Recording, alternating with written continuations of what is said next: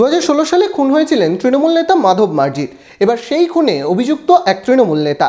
ধৃতকে শুক্রবার কান্দি আদালতে তোলা হয়, যদিও অভিযুক্ত চক্রান্তের অভিযোগ তুলেছেন।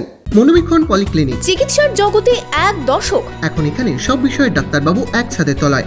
ফোন করুন 7477799515 এই নম্বরে। প্রায় 8 বছর ধরে পালিয়ে বেড়ানোর পর খড়গ্রামে তৃণমূল নেতা মাধব মার্জিত গ্রেপ্তার খুনে অভিযুক্ত এক তৃণমূল কর্মী। শুক্রবার ধৃতকে কান্দি আদালতে তোলা হলে বিচারক তাকে জেল হেফাজতের নির্দেশ দেন। জানা গিয়েছে 2016 সালে খড়গ্রাম থানার সাদল এলাকায় গুলি করে খুন করা হয় তৃণমূল নেতা মাধব মার্জিতকে। এই ঘটনায় বাসার শেখের বিরুদ্ধে অভিযোগ দায়ের করা হয়। ঘটনার পর থেকেই অধরা ছিল অভিযুক্ত। প্রায় 8 বছর পালিয়ে বেড়ালেও বৃহস্পতিবার খড়গ্রাম থানার রুহি গ্রাম থেকে গ্রেপ্তার করা হয় বাসার শেখকে।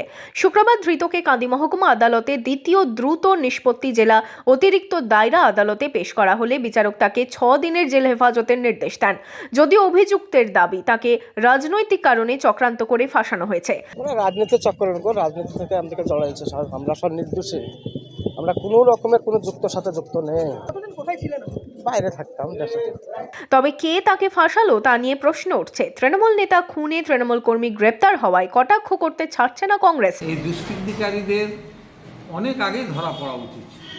একদিকে প্রশাসনের ঢিলামি, সেই সঙ্গে সঙ্গে তৃণমূলের গোষ্ঠী। তৃণমূল এই আসামিদের শেল্টার দিয়েছে, তৃণমূলের প্রশাসনকে বলেছে তোমরা ধরো না, তারা বাড়িতে থেকেছে। এইভাবে লুকোচুরি চলেছে। আইনের পথেই চলা উচিত।